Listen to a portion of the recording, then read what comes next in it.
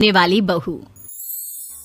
शादी के पहले से ही विभा को कपड़े धोने का बड़ा शौक था।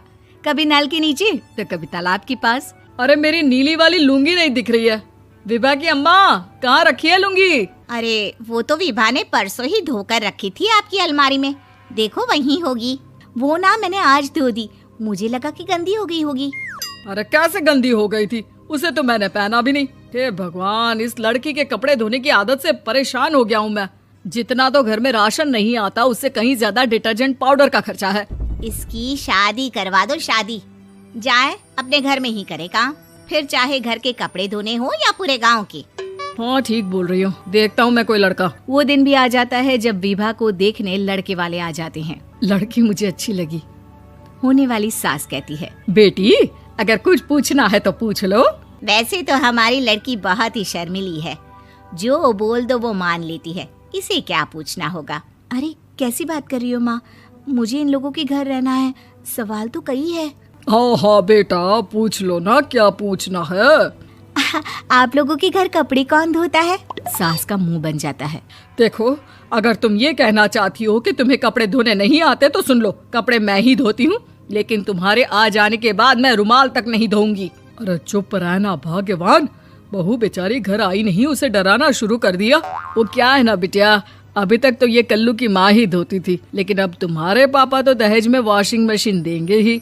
तभी विभा की माँ बोल पड़ती है, सवाल भी पूछा तो क्या। वैसे भाई साहब, मशीन की तो फिर भी कपड़े धोने की कैपेसिटी होती है। मतलब जो बिटिया दे रहे हैं ना विभा, इसे कपड़े धोने का बहुत शौक है। ये आप लोगों के क्या, आस पड़ोस गांव मोहल्ले सबके कपड़े धो दे और उफ तक ना करे। बाहर देखा नहीं आपने कितने कपड़े सूख रहे हैं, सब हमारी बिटिया ने ही तो धोए हैं। बस भी करो ना माँ, शर्म आ रही इतनी तारीफ सुनकर। और तो और एक दाग निकाल कर दिखाओ तो मान जाऊं। हाँ अच्छा माफ करना बेटा, मैंने गलत समझा, हमें तो रिश्ता बहुत पसंद है। और ऐसे जुड़ जाता है रिश्ता कपड़े धोने का शौक रखने वाली विभा का। उसकी शादी हो जाती है कोयला फैक्ट्री में काम करने वाले कल्लू के साथ। शादी के बाद अचानक विभा चिल्लाती हुई सास के पास आती है। सासू माँ, अरे सासू माँ कहाँ है आप? ये तो धोखा है, धोखा दिया आप लोगों ने मुझे। इसे ससुर के चक्कर के बारे में पता चल गया। अरे तो उसमें तुझे क्यों धोखा मिला है? अरे नल में पानी नहीं आता, कपड़े कैसे कब धुलेंगे? अच्छा तू पानी नहीं आ रहा उसकी बात कर रही है। तो आपने क्या सोचा? कुछ नहीं। अच्छा तेरी माँ ने कहा था कि कपड़े धोने का शौक है तुझे, याद आया मुझे। शौक बोलकर कपड़े धोने वाले मेरे जुनून को कम ना आके सासू माँ, कपड़ा धोना मेरा गुरूर है।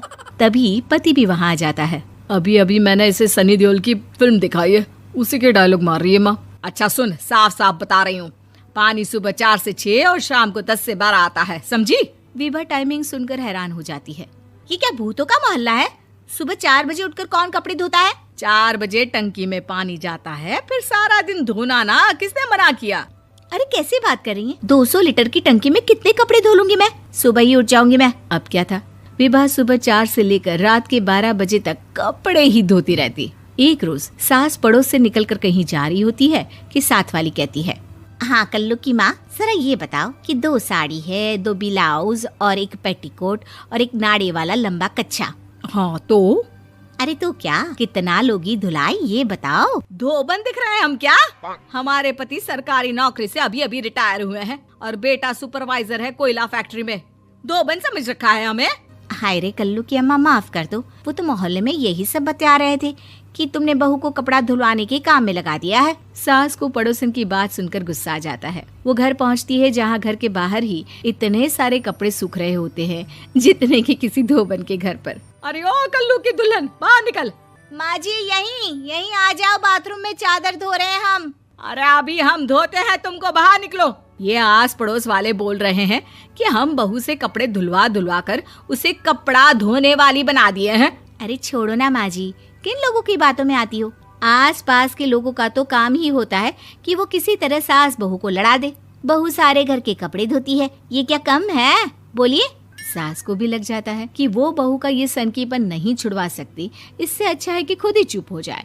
एक रोज सास और बहू मंदिर जाते हैं, जहाँ सास की साड़ी वहाँ खड़ी भीख मांगने वाली से मिलती है। माँ जी क्या बात है, आपकी साड़ी उस भिखारन से कितनी मिल रही है ना? हाँ हाँ देखो तो, दोनों की साड़ी मिल रही है। क्या बात है कल्लू की अम्मा, तुम खुद को तो अफसर की बीवी बताती हो और ऐसी सिंपल सी प्लेन साड़ी पहनकर घूमती हो। सिंपल और प्लेन नहीं है ये साड़ी। तो क्या सोने के धागे से फूल बने हैं?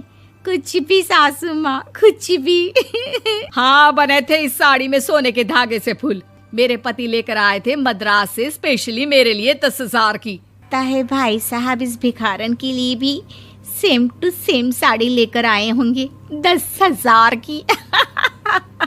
सास उस वक्त तो कुछ नहीं कहती, लेकिन बहू के साथ घर आती है और अलमारी से एल्बम निकाल कर लाती है। ये साड़ी देख रही है, ये वही साड़ी है जिसे मैंने अभी पहना था। इस साड़ी में ये जो चमकदार फूल दिख रहे हैं ना, ये सोने के धागों से काढ़े गए हैं। लेकिन तू लोकल वॉशिंग मशीन ब्रश से घिस घिस कर सारे फूलों को निकाल कर साड़ी प्लेन कर दी। मुझे माफ कर दीजिए सासू माँ। और तो और, जब मैंने तुझे तेरी गलती के लिए कुछ नहीं कहा, लेकिन तूने तो सबके सामने मेरा मजाक ही बना दिया। क्यों? बहू को समझ में आ जाता है कि अब से उसका कपड़े धोना बंद।